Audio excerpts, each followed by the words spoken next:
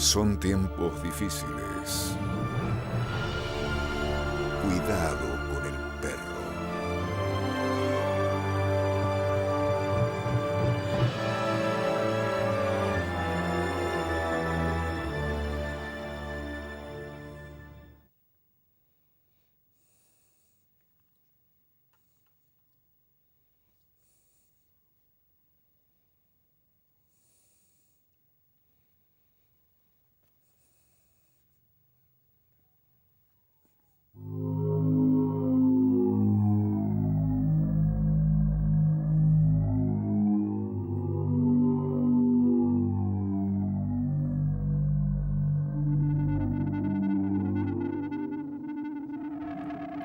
Soy inmortal.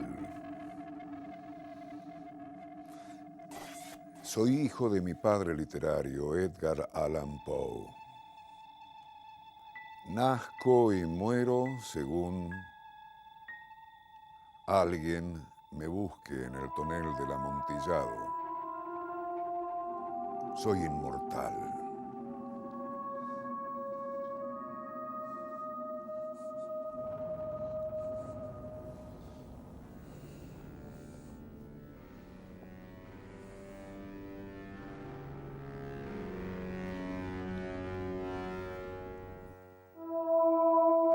Había yo soportado hasta donde era posible las 1000 ofensas que Fortunato me había objeto, pero cuando se atrevió a insultarme juré que me vengaría. Vosotros, sin embargo, que conocéis harto bien mi alma, no pensaréis que profería amenaza alguna. Me vengaría a la larga. Esto quedaba definitivamente decidido, pero por lo mismo que era definitivo, excluía toda idea de riesgo. No solo debía castigar, sino castigar con impunidad. No se repara un agravio cuando el castigo alcanza al reparador, y tampoco es reparado si el vengador no es capaz de mostrarse como tal a quien lo ha ofendido. Tengas en cuenta que ni mediante hechos ni palabras había yo dado motivo a Fortunato para dudar de mi buena disposición. Tal como me lo había propuesto, seguí sonriente ante él, sin que se diera cuenta de que mi sonrisa procedía ahora de la idea de su inmolación. Un punto débil tenía este Fortunato, aunque en otros sentidos era hombre de respetar y aún de temer. Enorgullecíase de ser un connoisseur en materia de vinos. Pocos italianos poseen la capacidad del verdadero virtuoso. En su mayor parte, el entusiasmo que fingen se adapta al momento y a la oportunidad, a fin de engañar a los millonarios ingleses y austríacos. En pintura y en alhajas, Fortunato era un impostor, como todos sus compatriotas, pero en lo referente a vinos añejos procedía con sinceridad. No era yo diferente de él en este sentido. Experto en vendimias italianas, compraba con largueza todos los vinos que podía. Anochecía ya. Era una tarde en que la semana de carnaval llegaba a su locura más extrema cuando encontré a mi amigo. Acercóseme con excesiva cordialidad, pues había estado bebiendo en demasía. Disfrazado de bufón, llevaba un ajustado traje a rayas y lucía en la cabeza el cónico gorro de cascabeles. Me sentí tan contento al verle que me pareció que no terminaría nunca de estrechar en su mano. «Mi querido Fortunato», le dije, «qué suerte haberte encontrado. Qué buen semblante tienes. Figúrate que acabo de recibir un barril de vino que pasa por Amontillado, pero tengo mis dudas». «¿Cómo?», exclamó Fortunato. «Amontillado. Un barril, imposible, y a mitad de carnaval». «Tengo mis dudas», insistí, «pero he sido lo bastante tonto como para pagar su precio sin consultarte antes. No pude dar contigo y tenía miedo de echar a perder un buen negocio». «Amontillado. Tengo mis dudas, amontillado. Y quiero salir de ellas, amontillado. Como estás ocupado, me voy a buscar a Lucreci. Si hay alguien con sentido crítico, es él. Me dirá que Lucreci es incapaz de distinguir entre amontillado y Jerez. Y sin embargo, no faltan tontos que afirman que su gusto es comparable al tuyo. Ven, vamos. ¿A dónde? A tu bodega. No, amigo mío, no quiero aprovecharme de tu bondad. Noto que estás ocupado y Lucreci... No tengo nada que hacer, vamos. No, amigo mío, no se trata de tus ocupaciones. Pero veo que tienes un fuerte catarro. Las criptas son terriblemente húmedas y están cubiertas de salitre. Vamos, lo mismo. Este catarro no es nada amontillado. Te has dejado engañar. En cuanto a Lucreci, es incapaz de distinguir entre Jerez y amontillado. Mientras decía esto, Fortunato me tomó del brazo. Yo me puse un antifaz de seda negra y, ciñéndome un requeler, dejé que me llevara apresuradamente a mi palazzo. No encontramos sirvientes en mi morada. Habíanse escapado para festejar alegremente el carnaval, como les había dicho que no volvería hasta la mañana siguiente, dándoles órdenes expresas de no moverse de casa. Estaba bien seguro de que todos ellos se habían marchado de inmediato apenas les hube vuelto la espalda. Saqué 2 antorchas de sus anillas y, entregando una a Fortunato, le conduje a través de múltiples habitaciones hasta la arcada que daba acceso a las criptas. Descendimos una larga escalera de caracol, mientras yo recomendaba a mi amigo que bajara con precaución. Llegamos por fin al fondo y pisamos juntos el húmedo suelo de las catacumbas de los Montresors. Mi amigo caminaba tambaleándose y al moverse tintinearon los cascabeles de su gorro. «El túnel», dijo. «Está más adelante», contesté. «Pero observa las blancas telarañas que brillan en las paredes de estas cavernas». Se volvió hacia mí y me miró en los ojos con veladas pupilas que destilaban el flujo de su embriaguez. «¿Salitre?», preguntó después de un momento. «Salitre», repuse. «¿Desde cuándo tienes esa tos?». El violento acceso impidió a mi pobre amigo contestarme durante varios minutos.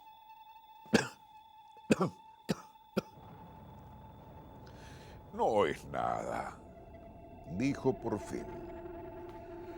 «Vamos», declaré con decisión. «Volvámonos. Tu salud es preciosa. Eres rico, respetado, admirado, querido. Eres feliz como en un tiempo lo fui yo.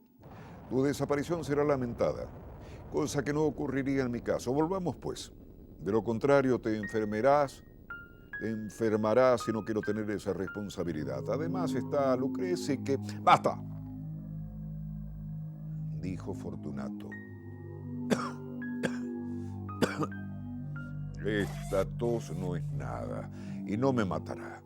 No voy a morir de un acceso de tos». «Ciertamente que no», repuse. «No quería alarmarte innecesariamente. Un trago de este Medoc nos protegerá de la humedad». Rompí el cuello de una botella que había extraído de una larga hilera de la misma clase colocada en el suelo. «Bebe», agregué presentándole el vino. Mirándome de soslayo, alzó la botella hasta sus labios. Detúvose y me hizo un gesto familiar mientras tintineaban sus cascabeles. «Brindo», dijo, «por los enterrados que reposan en torno de nosotros. Y yo brindo porque tengas una larga vida». Otra vez me tomó del brazo y seguimos adelante. «Estas criptas son enormes». observó Fortunato. Los Montresors, repliqué, fueron una distinguida y numerosa familia. He olvidado vuestras armas. Un gran pie humano de oro en campo de azur. El pie aplasta una serpiente rampante cuyas garras se hunden en el talón. Y el lema, Nemo me impune lacessit. Muy bien, dijo Fortunato. Chispeaba el vino en sus ojos y tintineaban los cascabeles. El Medoc había estimulado también mi fantasía. Dejamos atrás largos muros formados por esqueletos apilados, entre los cuales aparecían también toneles y pipas, hasta llegar a la parte más recóndita de las catacumbas. Me detuve otra vez, atreviéndome ahora a tomar del brazo a Fortunato por encima del codo. Mira cómo el salitre va en aumento, dije. Abunda como el moho en las criptas. Estamos debajo del lecho del río. Las gotas de humedad caen entre los huesos. Ven, volvámonos antes de que sea demasiado tarde. La tos no es nada, dijo Fortunato. Sigamos adelante, pero bebamos antes otro trago de Medoc. Rompí el cuello de un frasco de De Graaf y se lo alcancé. Vaciólo de un solo trago y sus ojos se llenaron de una luz salvaje. Riéndose, lanzó la botella hacia arriba, gesticulando en una forma que no entendí. Lo miré, sorprendido. Repitió el movimiento, un movimiento grotesco. ¿No comprendes? No, repuse. Entonces no eres de la hermandad. ¿Cómo? No eres un masón. ¡Oh, sí!, exclamé. Lo soy, sí. Tú, un masón. Imposible. Un masón, insistí. Haz un signo, dijo él. Un signo. Mira, repuse, extrayendo de entre los pliegos de mi roqueler una pala de albañil. Te estás burlando, exclamó Fortunato, retrocediendo algunos pasos. Pero vamos a ver ese amontillado. Puesto que lo quieres, dije, guardando el utensilio y ofreciendo otra vez mi brazo a Fortunato, que se apoyó pesadamente.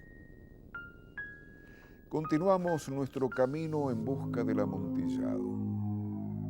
Pasamos bajo una hilera de arcos muy bajos, descendimos, seguimos adelante y luego de bajar otra vez llegamos a una profunda cripta donde el aire estaba tan viciado que nuestras antorchas dejaron de llamear y apenas alumbraban.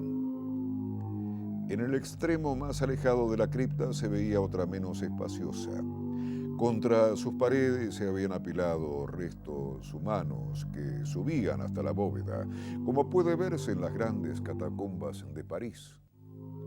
3 lados de esa cripta interior aparecían ornamentados de esta manera. En el cuarto, los huesos se habían desplomado y yacían dispersos en el suelo, formando en una parte un amontonamiento bastante grande. Dentro del muro, así expuesto por la caída de los huesos, vimos otra cripta o nicho interior cuya profundidad sería de unos 4 pies, mientras su ancho era de 3 y su alto de 6 o 7. Parecía haber sido construida sin ningún propósito especial, ya que solo constituía el intervalo entre 2 de los colosales soportes del techo de las catacumbas y formaba su parte posterior la pared de sólido granito que las limitaba.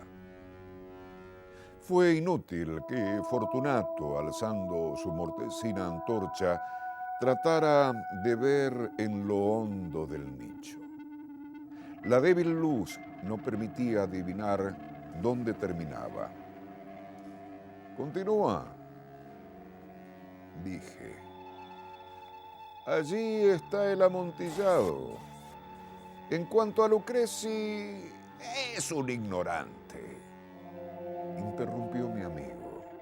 Mientras avanzaba tambaleándose, yo le seguía pegado a sus talones. En un instante, llegó al fondo del nicho y al ver que la roca interrumpía su marcha, se detuvo como atontado. Un segundo más tarde quedaba encadenado al granito. Había en la roca 2 argollas de hierro, separadas horizontalmente por unos 2 pies. De una de ellas colgaba una cadena corta, de la otra un candado.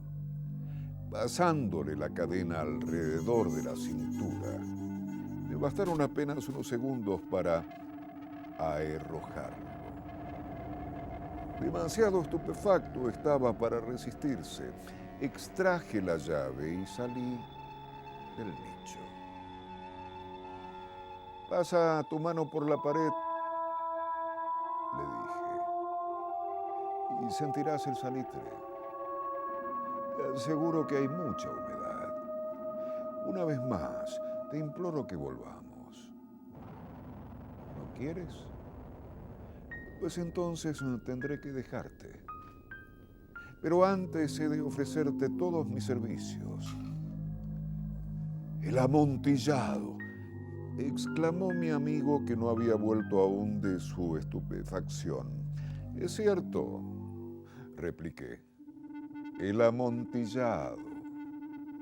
Mientras decía esas palabras, fui hasta el montón de huesos de que ya he hablado.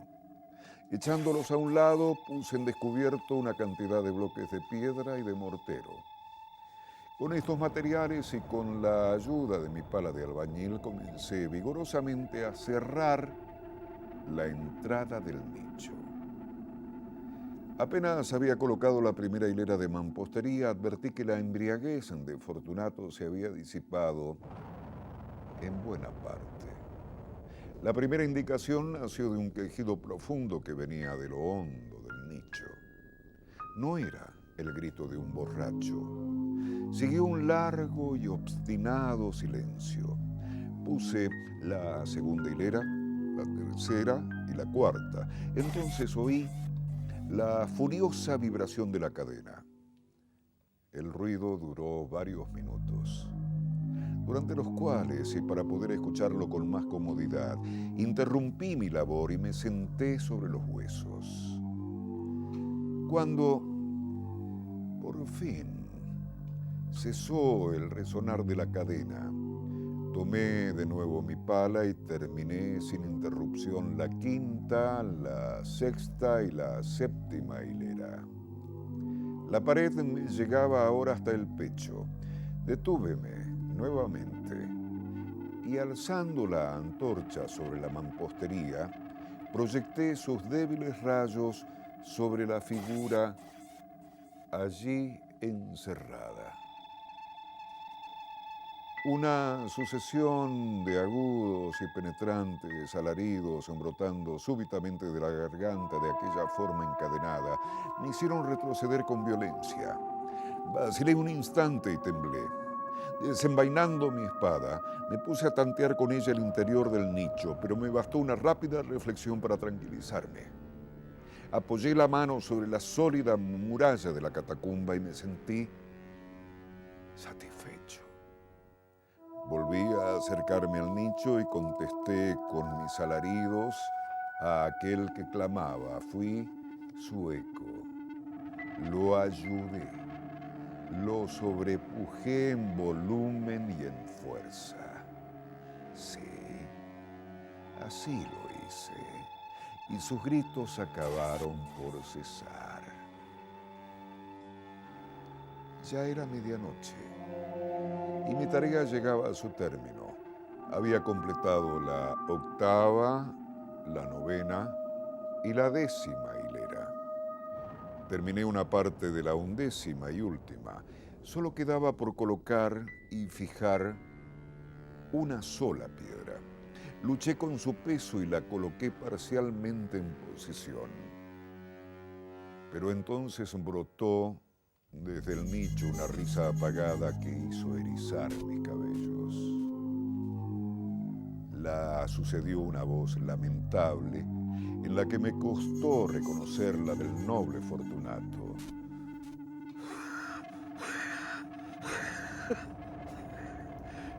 Una excelente broma, por cierto. Una excelente broma. ¿Cómo vamos a reírnos en el palazzo? ¿Cuánto bebamos?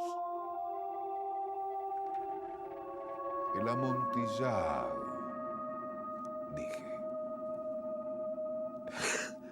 Sí, el amontillado, pero no se está haciendo tarde. No nos estarán esperando en el palazzo mi esposa y los demás.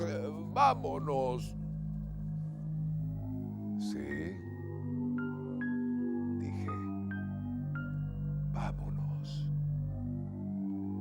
Por el amor de Dios, Montresor. Sí, dije. Por el amor de Dios. Esperé en vano la respuesta a mis palabras. Me impacienté y llamé en voz alta. ¡Fortunato! Silencio. Llamé otra vez. ¡Fortunato! No hubo respuesta. Pasé una antorcha por la abertura y la dejé caer dentro. Solo me fue devuelto un tintinear de cascabeles. Sentí que una náusea me envolvía. Su causa era la humedad de las catacumbas. Me apresuré a terminar mi trabajo. Puse la última piedra en su sitio y la fijé con el mortero. Contra la nueva mampostería volví a alzar la antigua pila de huesos. Durante medio siglo, ningún mortal los ha perturbado. Requiescat in pace.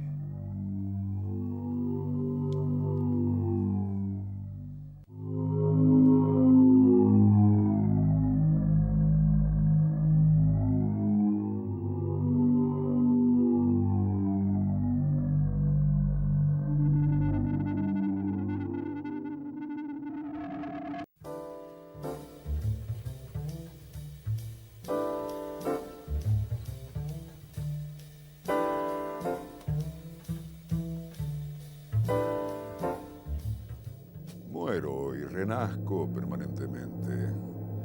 Mi padre, Edgar Allan Poe, me ha dado decenas de vidas. Recién viví en el tonel del amontillado, ahora estoy en este otro cuento. El corazón delator. Muero y nazco permanentemente, soy inmortal, apenas alguien. Cualquier ser humano en todo el mundo me lee. Revivo. Por ejemplo, vos me haces revivir en este momento.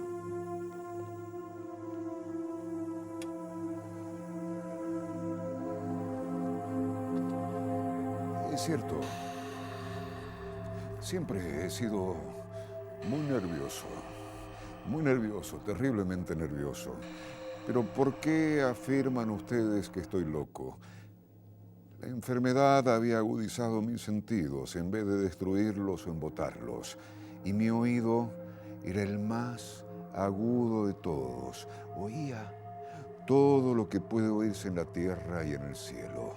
Muchas cosas oí en el infierno. ¿Cómo puedo estar loco entonces? Escuchen y observen con cuánta cordura, con cuánta tranquilidad les cuento mi historia. Me es imposible decir cómo aquella idea me entró en la cabeza por primera vez, pero una vez concebida, me acosó día y noche. Yo no perseguía ningún propósito, ni tampoco estaba colérico. Quería mucho al viejo. Jamás me había hecho nada malo, jamás me insultó. Su dinero no me interesaba. Me parece que fue su ojo. Sí, Eso fue. Tenía un ojo semejante al de un buitre, un ojo celeste y velado por una tela. Cada vez que lo clavaba en mí se me helaba la sangre.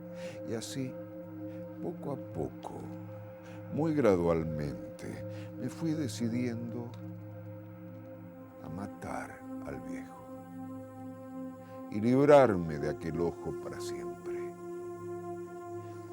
Presten atención ahora.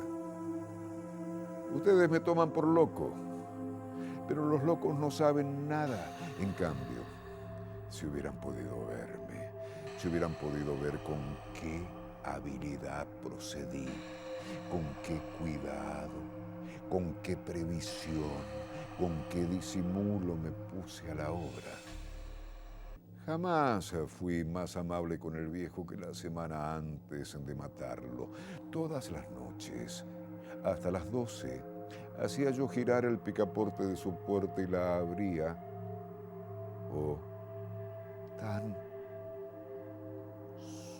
suavemente. Y entonces, cuando la abertura era lo bastante grande para pasar la cabeza, levantaba una linterna sorda, cerrada, completamente cerrada, de manera que no se viera ninguna luz, y tras ella pasaba la cabeza. Oh, ustedes se hubieran reído al ver cuán astutamente pasaba la cabeza. La movía lentamente, muy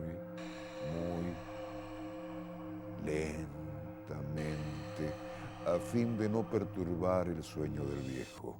Me llevaba 1 hora entera introducir completamente la cabeza por la abertura de la puerta hasta verlo tendido en su cama.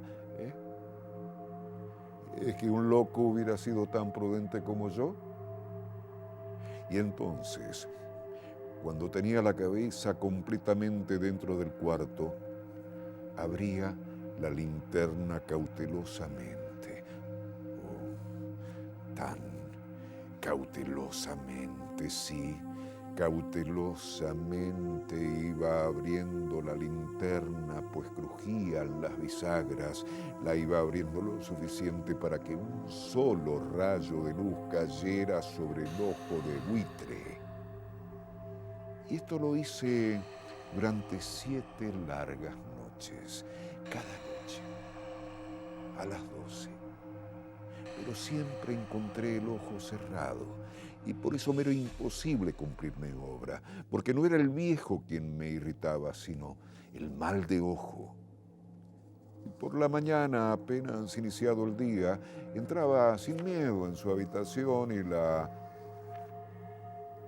veía a la habitación y le hablaba resueltamente, llamándolo por su nombre con voz cordial y preguntándole cómo había pasado la noche.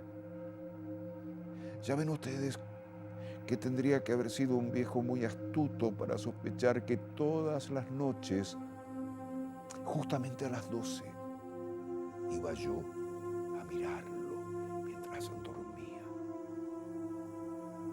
Al llegar la 8ª noche procedí con mayor cautela que de costumbre al abrir la puerta. El minutero de un reloj se mueve con más rapidez de lo que movía mi mano. Jamás, antes de aquella noche, había sentido el alcance de mis facultades, de mi sagacidad. Apenas lograba contener mi impresión de triunfo, pensar que estaba ahí, abriendo poco a poco la puerta, y que él ni siquiera soñaba con mis secretas intenciones o pensamientos. Me reí entre dientes ante esta idea y quizá me oyó, porque lo sentí moverse repentinamente en la cama, como si se sobresaltara. Ustedes pensarán que me eché hacia atrás, pero no. Su cuarto estaba tan negro como el pez, ya que el viejo cerraba completamente las persianas por miedo a los ladrones. Yo sabía que le era imposible distinguir la abertura de la puerta y seguí empujando suavemente.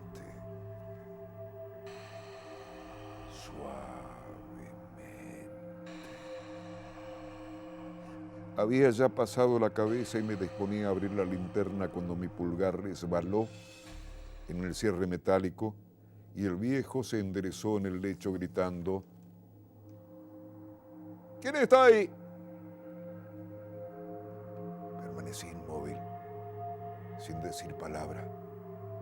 Durante 1 hora entera no moví un solo músculo y todo ese tiempo no oí que volviera a tenderse en la cama. Seguía sentado, escuchando, tal como yo lo había hecho noche tras noche, mientras escuchaba en la pared los taladros cuyo sonido anuncia la muerte.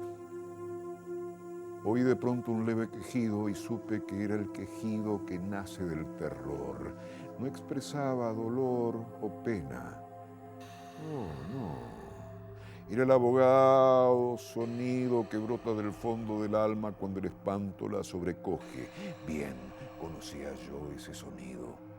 Muchas noches, justamente a las 12, cuando el mundo entero dormía, surgió de mi pecho, ahondando con su espantoso eco los terrores que me enloquecían. Repito que lo conocía bien. Comprendí lo que estaba sintiendo el viejo y le tuve lástima, aunque me reía en el fondo de mi corazón. Comprendí que había estado despierto desde el primer leve ruido cuando se movió en la cama. Había tratado de decirse que aquel ruido no era nada, pero sin conseguirlo. Pensaba, no es más que el viento en la chimenea, o un grillo que chirrió una sola vez. Sí. Había tratado de darse ánimo con esas suposiciones, pero todo era en vano. Todo era en vano porque la muerte se había aproximado a él, deslizándose furtiva y envolvía a su víctima. Y la fúnebre influencia de aquella sombra imperceptible era lo que lo movía a sentir, aunque no podía verla ni oírla, a sentir la presencia de mi cabeza dentro de la habitación. Después de haber esperado largo tiempo con toda paciencia, sin oír que volviera a acostarse, resolví abrir una pequeñísima ranura en la linterna. Así lo hice. No pueden imaginarse ustedes con qué cuidado, con qué inmenso cuidado, hasta que un fino rayo de luz semejante al hilo de la araña brotó de la ranura y cayó de lleno sobre el ojo de buitre. Estaba abierto de par en par, y yo empecé a enfurecerme mientras lo miraba. Lo vi con toda claridad de un azul apagado y con aquella horrible tela que me helaba hasta el tuétano. Pero no podía ver nada de la cara o del cuerpo del viejo, pues, como movido por un instinto, había orientado el haz de luz exactamente hacia el punto maldito.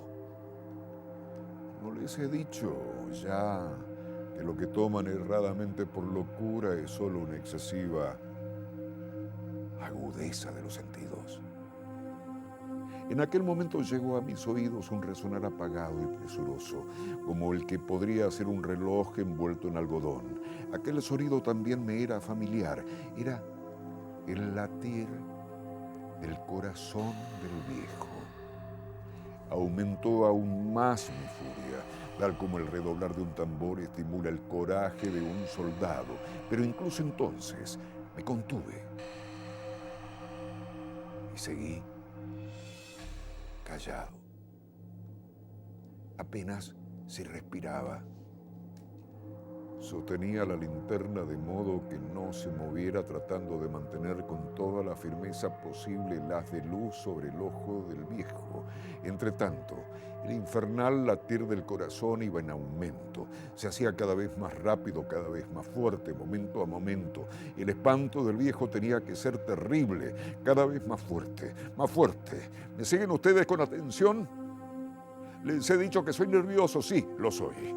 Y ahora, a medianoche, en el terrible silencio de aquella antigua casa, un resonar tan extraño como aquel me llenó de un horror incontrolable. Sin embargo, me contuve. Mantuve todavía algunos minutos y permanecí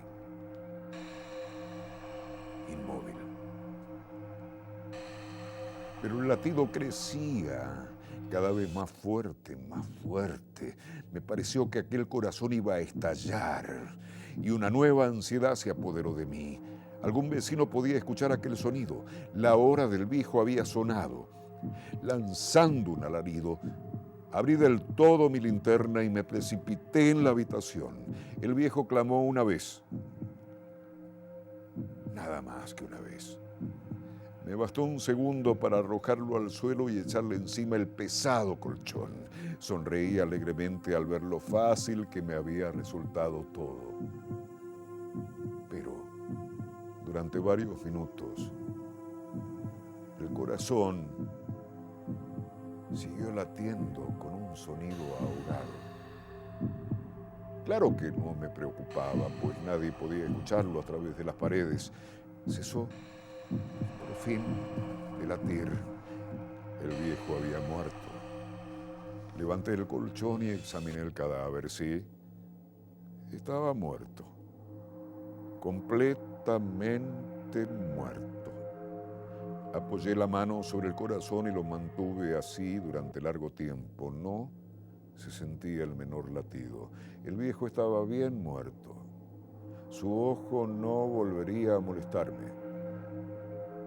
Si ustedes continúan tomándome por loco, dejarán de hacerlo cuando les describa las astutas precauciones que adopté para esconder el cadáver. La noche avanzaba, mientras yo cumplía mi trabajo con rapidez, pero en silencio. Ante todo, descuarticé el cadáver. Le corté la cabeza, brazos y piernas. Levanté luego 3 planchas del piso de la habitación y escondí los restos en el hueco. Volví a colocar los tablones con tanta habilidad que ningún ojo humano, ni siquiera el suyo, hubiera podido advertir la menor diferencia. No había nada que lavar, ninguna mancha, ningún rastro de sangre. Yo era demasiado precavido para eso. Una cuba había recogido todo. Cuando hube terminado mi tarea eran las 4 de la madrugada, pero seguía tan oscuro como a medianoche. En momentos en que se oían las campanadas de la hora, golpearon a la puerta de la calle. Acudí a abrir con toda tranquilidad, pues, ¿qué podía temer ahora? Hallé a 3 caballeros que se presentaron muy civilmente como oficiales de policía. Durante la noche un vecino había escuchado un alarido, por lo cual se sospechaba la posibilidad de algún atentado. Al recibir este informe en el puesto de policía habían comisionado a los 3 agentes para que registraran el lugar. Sonreí, pues. ¿Qué tenía que temer? Di la bienvenida a los oficiales y les expliqué que yo había lanzado aquel grito durante una pesadilla. Les hice saber que el viejo se había ausentado a la campaña. Llevé a los visitantes a recorrer la casa y los invité a que revisaran bien. Finalmente acabé conduciéndolos a la habitación del muerto. Les mostré sus caudales intactos y cómo cada cosa se hallaba en su lugar. En el entusiasmo de mis confidencias traje sillas a la habitación y pedí a los 3 caballeros que descansaran allí de su fatiga, mientras yo mismo, con la audacia de mi perfecto triunfo, colocaba mi silla en el exacto punto bajo el cual reposaba el cadáver de mi víctima. Los oficiales se sentían satisfechos. Mis modales los habían convencido. Por mi parte me hallaba perfectamente cómodo. Sentáronse y hablaron de cosas comunes mientras yo le contestaba con animación. Mas, al cabo de un rato, empecé a notar que me ponía pálido y deseé que se marcharan. Me dolía la cabeza y creía percibir un zumbido en los oídos. Pero los oficiales continuaban sentados y charlando. El zumbido se hizo cada vez más intenso, seguía resonando y era cada vez más intenso. Hablé en voz muy alta para librarme de esa sensación, pero confirmaba lo mismo y se iba haciendo cada vez más clara hasta que al fin me di cuenta de que aquel sonido no se producía dentro de mis oídos.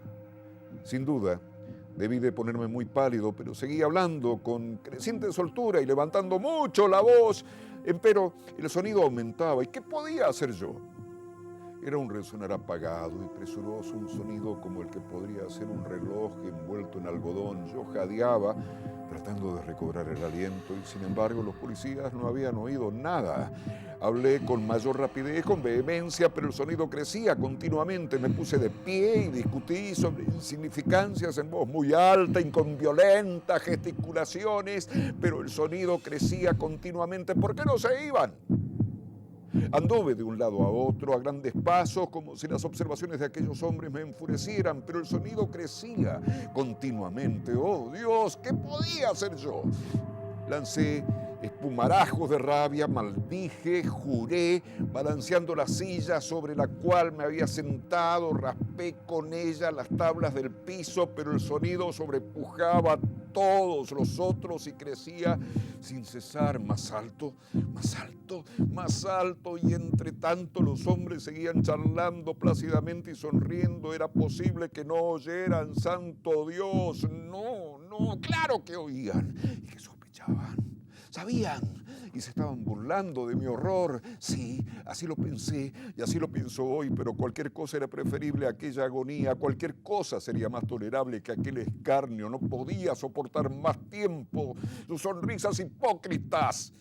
Sentí que tenía que gritar o morir, y entonces otra vez, escuchen, más fuerte, más fuerte, más fuerte. ¡Más fuerte! ¡Basta ya de fingir! ¡Malvados! Aullé. Confieso que lo maté. Levanten esos tablones. Ahí, donde está latiendo su horrible corazón.